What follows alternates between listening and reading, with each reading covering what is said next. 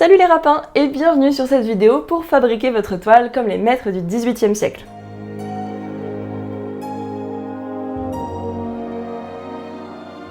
Si vous regardez cette vidéo, c'est a priori car vous êtes l'heureux ou l'heureuse propriétaire d'un coffret toile artisanale des secrets d'atelier. Si vous n'avez pas le coffret, aucun problème, cette vidéo est réalisée en partenariat avec La Verdure, un fournisseur chez qui vous pourrez trouver tous les ingrédients et outils utiles au tutoriel et les liens sont en description de la vidéo. La Verdure, c'est une enseigne. Non, une adresse, une institution pour les artisans depuis plus de 100 ans. Vers 1910, Louis Laverdure rachète cette boutique à un marchand de vernis dans le quartier historique des ébénistes à Paris, près de la place de la Bastille. Aujourd'hui, Anne Laverdure, 4e génération, tient clés en main les conseils et les outils de qualité qui font de La Verdure un des fournisseurs incontournables pour les artisans, mais également pour les architectes et les artistes d'aujourd'hui. Dans notre époque où l'artisanat se fait de plus en plus rare et où les ateliers d'ébénistes ont depuis longtemps presque tous disparu du quartier, La Verdure fait figure d'exception et de bateau insubmersible, comme en atteste sa figure de proue, sa jolie vitrine que l'on peut encore observer aujourd'hui rue Traversière à Paris. Si vous n'êtes pas de Paris, pas de problème, La Verdure livre dans toute la France mais également en Suisse et en Belgique et à l'international.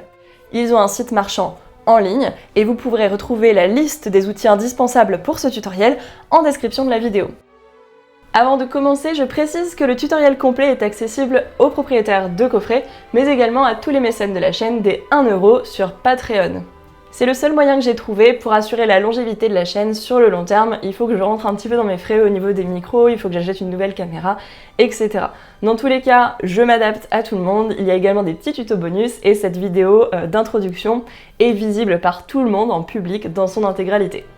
Mais revenons à nos lapins. Pourquoi peindre sur une toile faite à la main ?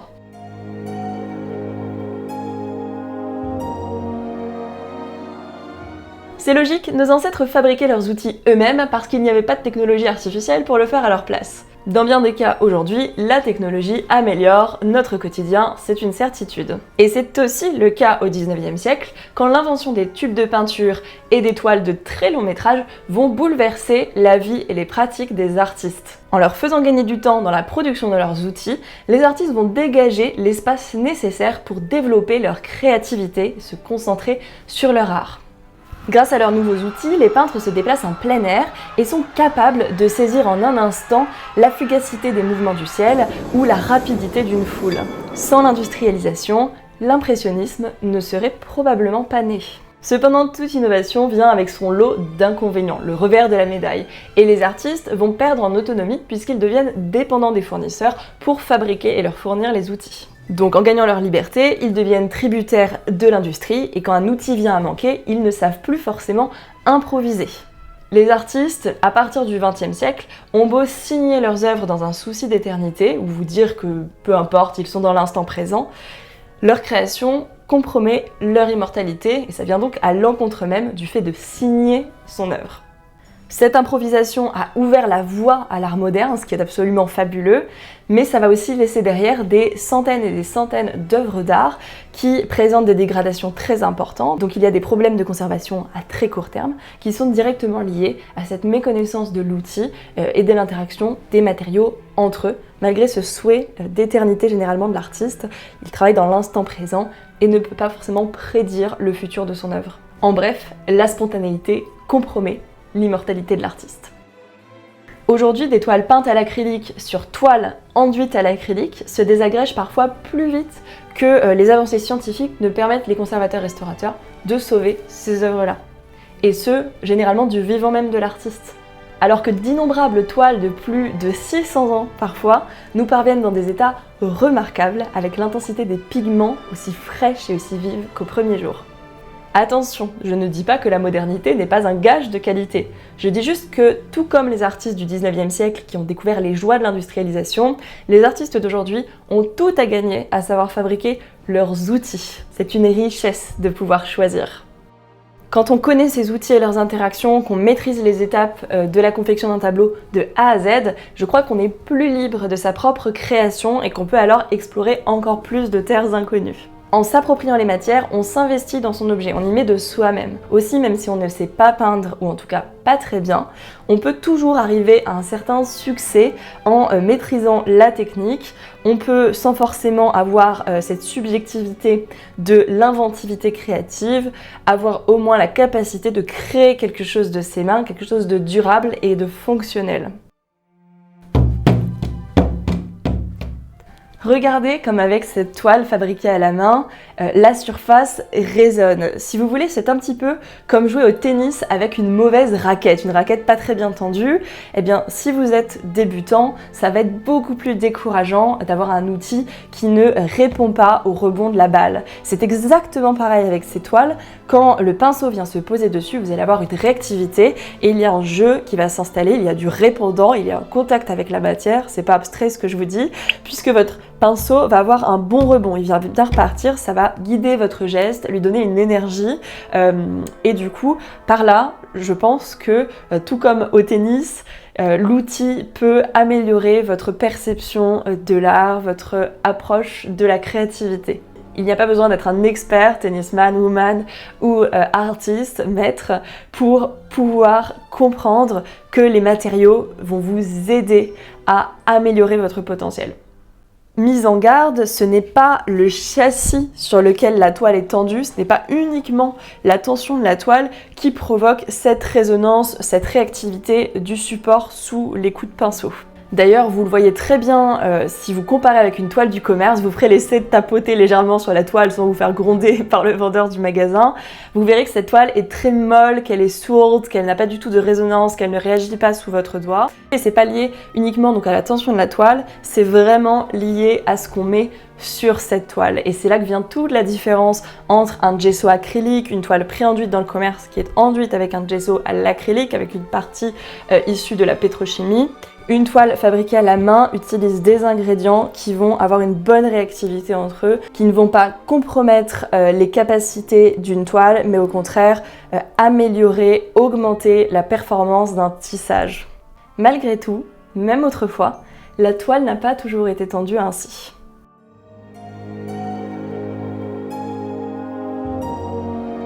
La peinture sur textile est une pratique ancienne, dont les premiers exemples remontent à la civilisation égyptienne au IIe siècle avant notre ère. Elle orne alors les bandelettes des défunts momifiés. Plus tard, quand l'Égypte devient romaine, on va trouver une pratique courante qui consiste à peindre les portraits des momies, puis les portraits tout court du vivant des personnes portraiturées, sur des panneaux de bois.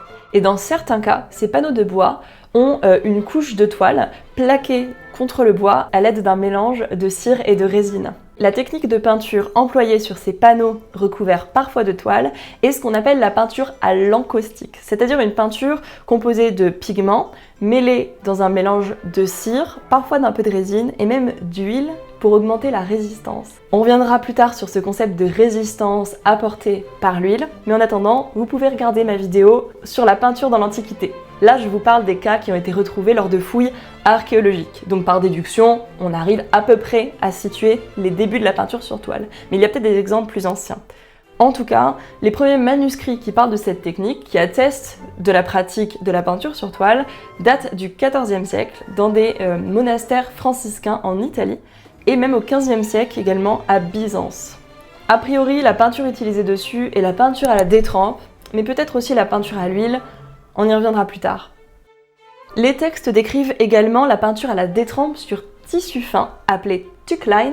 Cette technique est pratiquée dans les Flandres du XVe siècle et a priori en Allemagne dès le XVIe siècle. Cependant, l'utilisation de la toile telle qu'on la connaît aujourd'hui, c'est-à-dire tendue sur châssis, ne deviendra courante en Europe que dès le XVIIe siècle.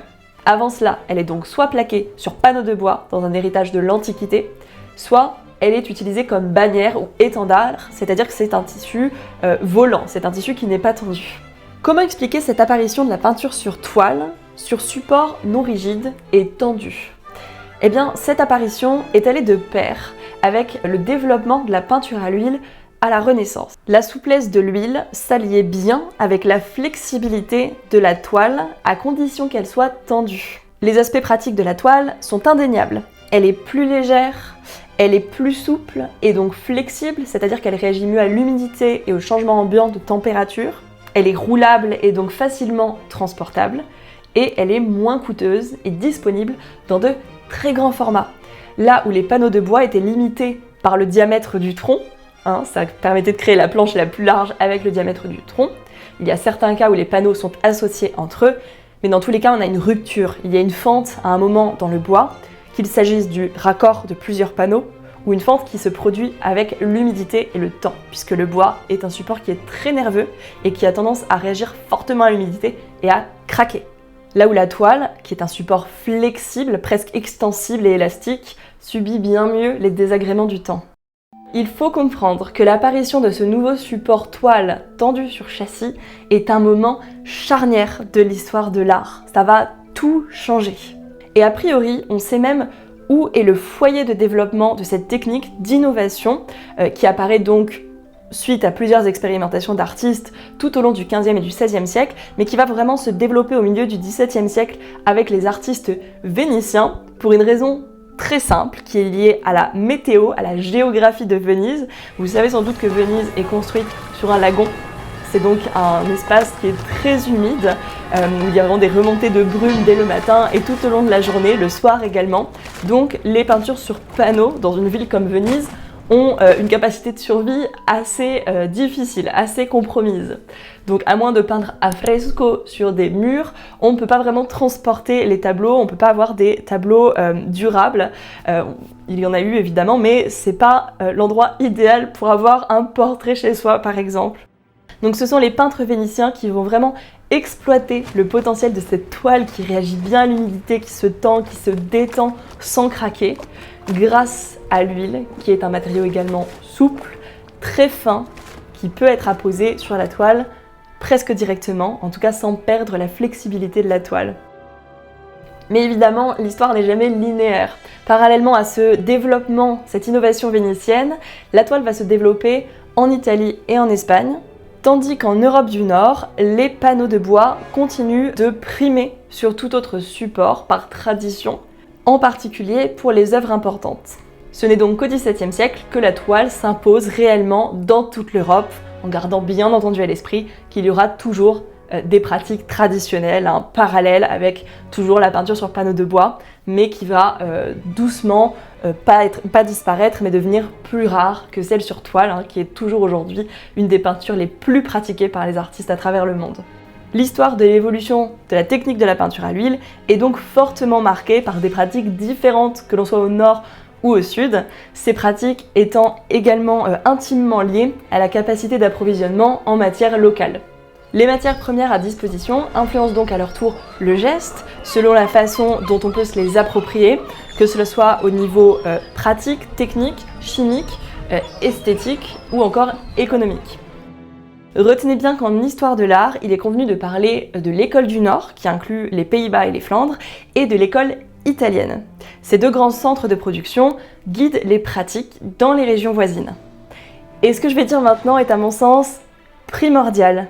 Je prêche pour ma paroisse, mais il faut comprendre une bonne fois pour toutes que l'histoire de l'art n'est pas une petite discipline à part, mais qu'elle fait partie intégrante de la grande histoire, au même titre que l'histoire de la guerre, que l'histoire sociale, que l'histoire de l'économie.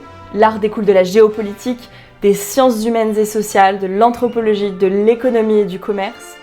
L'art est un instrument politique qui permet d'exprimer et d'influencer la grande histoire. Après des siècles d'influences multiples, tiraillée par sa place centrale en Europe, au XVIIIe siècle, la France va prendre les rênes des codes artistiques de l'histoire de l'art et les mener durant près de 2 siècles dans un coude-à-coude féroce avec les royaumes voisins, comme l'Angleterre. De France vont naître des pratiques artistiques hybrides, mêlant l'école du Nord et l'école italienne, et évidemment toutes les régions voisines des pays voisins, mais également les régions de France, puisque n'oubliez jamais que la France n'est alors pas un royaume unifié, elle est morcelée en plusieurs régions, avec des langues différentes, où les personnes ne se comprennent pas forcément. Malgré tout, justement, l'école française va contribuer à unifier cette image du pays, Encore aujourd'hui, on est très influencé par le baroque dans la pop culture par exemple, et n'importe quelle personne provenant d'un pays étranger vous dira ça, c'est français. Et quand la technique pratiquée est changée, c'est tout le goût esthétique qui est réinventé, redessiné, couleurs et sujets influençant à leur tour l'économie et mettant en marche une machine difficile à arrêter.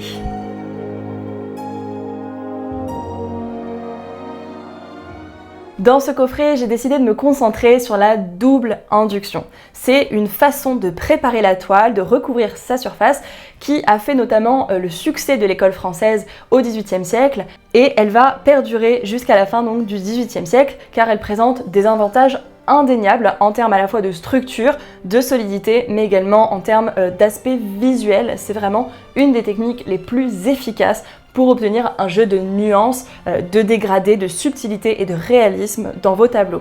Il y a pas mal de matériel dans le coffret, donc je vais y aller par étapes. Dans chaque début de vidéo tutoriel, je vous ferai d'abord l'historique de la technique, de l'étape que l'on va faire ensemble. Puis ensuite, je vous présenterai les outils nécessaires pour que vous les sortiez de votre coffret ou que vous les achetiez chez La Verdure, par exemple. Et ensuite, je vous guide étape par étape donc dans la réalisation de cette fabrication de la toile. En plus des ingrédients et des outils listés en description de la vidéo dans votre coffret, il vous faudra quelques petits accessoires supplémentaires, rien de fantasque, que des choses que vous pouvez trouver chez vous ou gratuitement en recyclant par exemple. Il vous faudra un marteau pour tendre votre toile donc sur le châssis, également un chiffon, ça vous sera utile à plusieurs étapes, et enfin un bain-marie. Donc soit vous avez un vrai bain-marie, soit je vous montre dans l'étape 2 de la préparation comment fabriquer un petit bain-marie hyper efficace avec 3 bouts de ficelle. Donc évidemment il vous faudra quand même une plaque chauffante, hein, qu'on soit bien d'accord, on ne va pas fabriquer la plaque chauffante aujourd'hui, donc il vous faudra une casserole, un pot de verre et la plaque chauffante et on sera bon. Pour découvrir la première étape du tutoriel où on va apprendre à tendre la toile sur le châssis, mais où il y aura également un historique de la toile et du châssis, je vous invite à me retrouver dans la vidéo suivante, à laquelle vous avez accès si vous êtes propriétaire d'un coffret, ou à laquelle vous pouvez accéder grâce à un don de 1 € sur Patreon. Et donc quand vous serez équipé, je vous invite à me retrouver dans la première étape de fabrication de votre toile de peintre. Je vous dis à tout de suite.